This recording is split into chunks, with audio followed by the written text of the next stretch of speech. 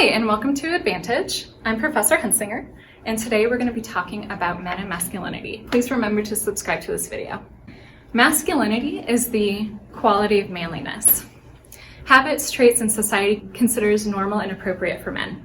So simply, masculinity is, what does it mean to be a man? And of course, masculinity has changed over time, and what it means to be a man changes across cultures. It is a social construct.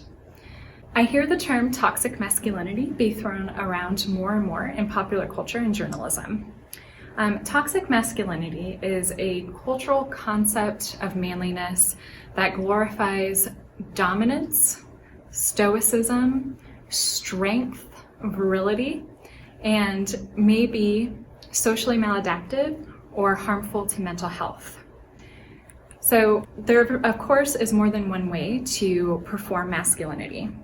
Oftentimes, toxic masculinity is also interchangeable with what we call hegemonic masculinity, which is the dominant form of masculinity, the one that is culturally most revered. So we can see by this graph here that most men, 8 in 10, say that they feel pressure to be emotionally strong, they feel pressure to be interested in sports, to be willing to fight if need be. A little less than half say they join with other men to talk about women in a sexual way, and they feel encouraged to have many sexual partners.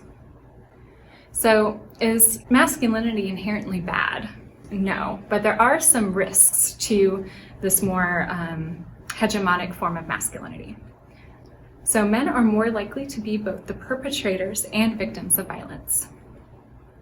Our culture tends to value strength and aggression as an ideal form of masculinity. Men also experience more social isolation and report feelings of loneliness compared to women. It's important to note too that this doesn't get talked about a lot, but 1 out of every 10 rape victims are male, and men may feel conflicted or they may feel pressured not to report because they feel like they wouldn't be taken seriously, or they may be laughed at. So approximately 80% of homicide victims are male. I bet that goes against your expectations. So we can see by this graph here that approximately 12,000 of murder offenders are male in 2017 compared to only about 3,000 female. Suicide is also another risk that is associated with men and masculinity. Suicide in America is dominated by white men who account for about 70% of all cases. So the risk factors in states' highest rate of suicide typically are less populated, more rural, have lax gun laws, have not a lot of access to mental health and psychological care facilities. Women may attempt suicide more, but men tend to go through with it because they tend to choose more lethal means like shooting.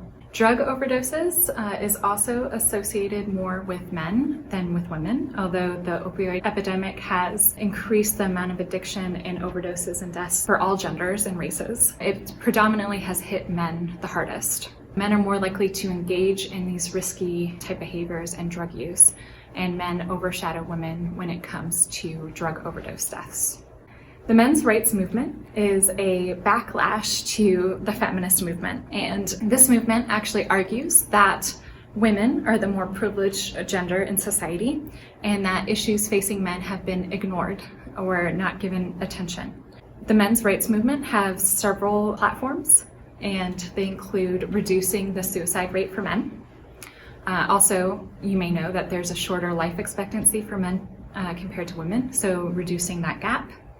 Also, there's some allegations that judges award child custody to mothers over men.